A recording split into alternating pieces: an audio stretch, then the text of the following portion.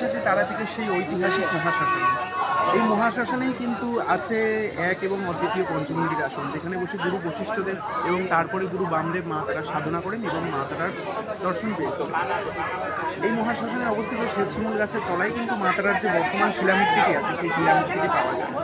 তো এই মহাশ্মশানে অনেক কিছু অলৌকিক ইতিহাসও আছে, যেমন ধরুন বর্ষার সময় মহাশ্মশান তো অ্যাকচুয়ালি আমাদের দ্বারকা নদীর তটে অবস্থিত।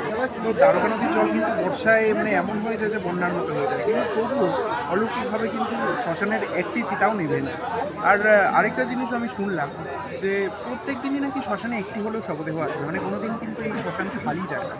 এই শ্মশানেই আছে, আমি সেটাকে প্যান করতে বলবো, মা তারার যে চরণ, সেই চরণটা কিন্তু এই শ্মশানেই আছে। এবং গুরু বামদেবের যে সমাধি, সেই সমাধি মন্দিরও এই শ্মশানে অবস্থিত।